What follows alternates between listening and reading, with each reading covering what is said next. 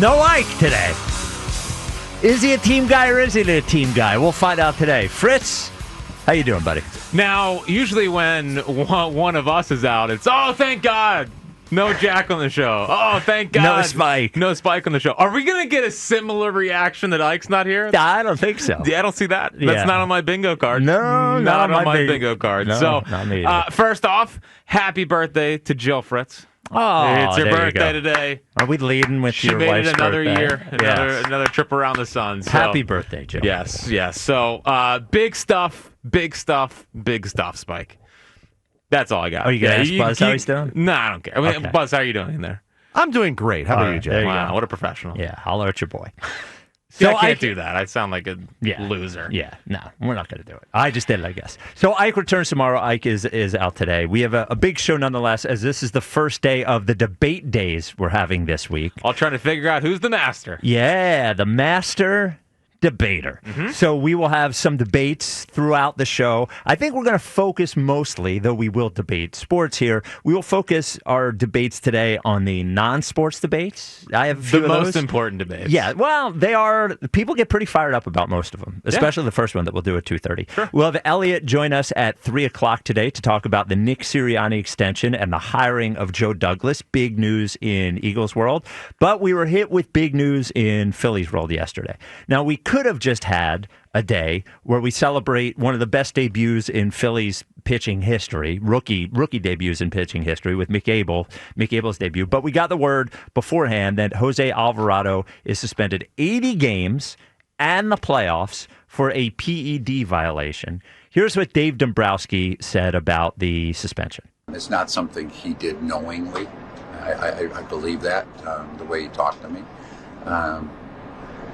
We had our support. It's basically the system is a very stringent system. It's because in the sense that you're responsible for what goes into your body. That's what it really comes down to. And so I know what he was doing. He was trying to take a weight loss reduction. That's what he's always been self-conscious of his weight and working hard on it. And something he took gave a positive result. So, but ultimately, it's a situation where if that happens, you're still responsible for it. So, Come on, Spike. You can relate to that. oh, yes. Very simply, he simply took something that unknowingly put artificial testosterone in his body. Oh, it's just testosterone. Yes, no big deal. So, first of all, I think it's like only sports or maybe it's probably not only sports, but it's funny to me in sports, these guys their entire career and livelihood is their body.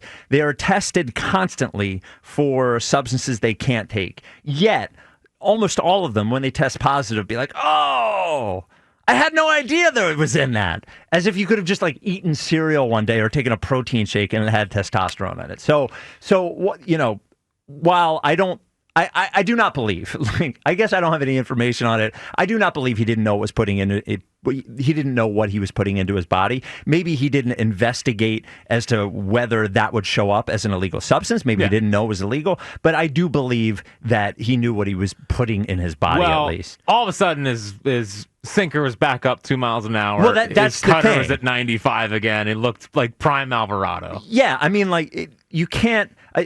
We don't know that one is causes the other, but the fact that he took these things and then all of a sudden he looked like good again this season after being missing for 2 years, basically.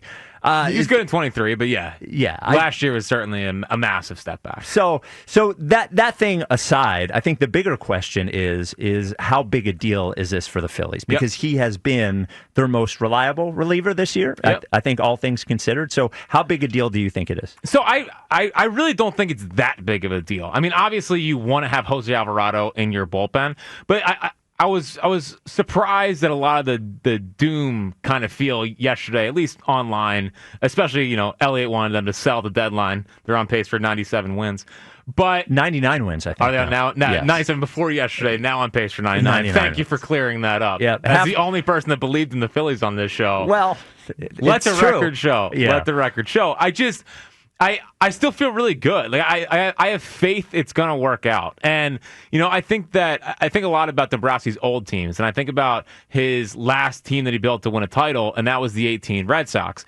And I think that when the postseason rolls around, the Phillies have such a plethora of starters that they're going to be able to put one of those or even two of those guys into the bullpen in October, and it's most likely going to work out. Whether you want to do Ranger, whether you want to do Chris Sanchez because he's already under contract, and they can just say, I know this is dependent upon Nola obviously getting back to being Nola, but let's say they're all healthy, they have a plethora of starters, and they have Chris Sanchez under contract. You're telling me I get 98 with that changeup coming out of the bullpen? That's a problem. So, as it stands right now, they're going to have to tread water pretty much until the trade deadline. They're on they have a nice cushion. They're 10 games on over 500. They are only a game back in the NL East, game and a half back in the NL East.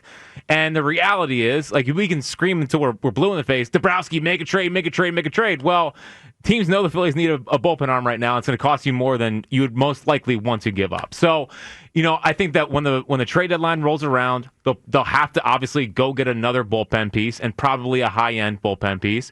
But on the overall feeling heading into the middle part of the season and eventually into the postseason, I still feel really good. Like, I don't think it's that big of a deal, and I think it's something that they'll actually be able to I think they're going to be able to turn it into a positive by having one of those starters go into the bullpen. And you're really warmed up about this, aren't you? I feel great. Maybe because Mick Abel just went 6 shutty and struck out 9, a little fired up. It was great. Let the league get a little tape on Mick Abel. 215-592-9494. How big a deal do you think the Alvarado thing is? I think you're short selling it some, actually. I'm generally positive about the Phils and how they've played this year and the fact that they got through that tough spot. But you saying that this will mean that at the deadline they'll need to go get a plus bullpen arm. They already needed to go get a plus bullpen arm at the deadline. Like 2 weeks ago, if you had asked people what their biggest concern was, and we did, most people said it was the bullpen. Uh-huh. And Alvarado has been their best bullpen piece and was pitching well at the time. Mm-hmm. So for you to say that this means they'll need to go get a bullpen piece, I think this means they need 2 bullpen pieces. And to be honest, and I know you're talking about the playoffs, mm-hmm. I think you got to get to the playoffs first. And their offense has settled in nicely. Their starting pitching has been really good. Mm-hmm. But at the end of the year, when you're looking back between making the playoffs and not making the playoffs, that could be 2 or 3 games. And that could be 2 or 3 games that happen in the next month and a half before the trade deadline. So, and if you look back at the last, what are the Phils, 29-17? If you look back at the last month and a half of baseball and say, okay, take Jose Alvarado off the Phillies, what's their record? They probably lose 3 more games or 4 more games. So my concern is getting to the trade deadline, and I actually think, like, I'm not saying make a trade now, but the idea about putting Ranger in the bullpen now and leaving Mick Abel up, I think is something they should consider. Like, like yesterday in watching Mick Abel, my first thought was bullpen, especially because on top of the Alvarado thing, like, can this work out of the bullpen? And like I saw 99 with that curveball, with that slider that I think if he threw more, it could be a really effective pitch. And instead of just sending him back down, if you want to put Taiwan back in the rotation, sure, like knock yourself out. I saw maybe that, like, Mick Abel could be a weapon for this team out of the bullpen that could help stabilize it. I mean, like, if you tell him go get 5 outs and leave it all out there 2 times a week, I mean, that's a bullpen raiser. Like, well, then that would be something, though, that I think they should do now. And I think all options have to be on the table now with Alvarado being down. Right. I think that's why not that I'm excited Alvarado's down. Of course, I want Alvarado, but I'm curious to see how they navigate their way through this. And I know the original plan was bring up Mick Abel and send him back down, but I don't know how you didn't watch him yesterday and try to find some kind of role for him on this team. And they did. I know they would likely wait until tomorrow anyway before they officially do it, but they didn't officially send Mick Abel down, did they? I think it's going to happen today. Okay. Yeah. All right. Yeah. 215-592-9494. Do you think the loss of Alvarado is a big deal? I guess a sort of deal, or no deal at all? Jack isn't worried. I'm a little worried about the Alvarado thing. We do have a next question today, Jack. Yes, we do. As we start debate days. So this is a different one. It's sort of like we're going to ask a question so you can ask a question. So the best one today is going to get tickets to your choice of Thomas Rhett, July 11th at the Freedom Mortgage Pavilion. Are you a Retsman? I am not a Retsman. Is that country music? Yes. Okay. Creed, July 12th at the Freedom Mortgage Pavilion. Come hang out with the show? Or The Offspring, July 29th at the Freedom Mortgage Pavilion, as we celebrate Live Nation's $30 ticket to summer special offers on select shows from May 21st while supplies last. You can go to livenation.com/ticket. So for next question today, being that there is no Ike and it is debate days. Right. If you have a specific bone to pick with me or Jack, Or even Buzz. What would someone have a problem with you, Buzz? I'm going to call in because I got some. Spike's got plenty of problems. I know. Yeah. I know. A lot of gripes with Buzz. Well, a lot of people wouldn't mind having me out of the way. Yeah. Well, oh, wow. Well, you think Fran's going to call up? Yeah. Where's Fran? Where's Deep Voice Luke? Buzz's list of people. Yeah. If you have a bone to pick with Buzz, we'd love to hear that. Yeah, absolutely. But if you have a bone to pick with me or Jack on next question day, we will ask you, do you have a specific bone to pick? The best one will get your choice of tickets to Thomas Rhett, Creed, or The Offspring. And we are limiting the bones to one Jalen bone per hour. Yeah. So if it better be a big bone if Yes. you're going to call in and try to debate us on Jalen. Yeah, if it's Jalen related, that is fine, but it is 1 an hour. All right, on to Alvarado, 215-592-9494. What is your concern level with the Phillies now that Jose Alvarado out for 80 games and the playoffs?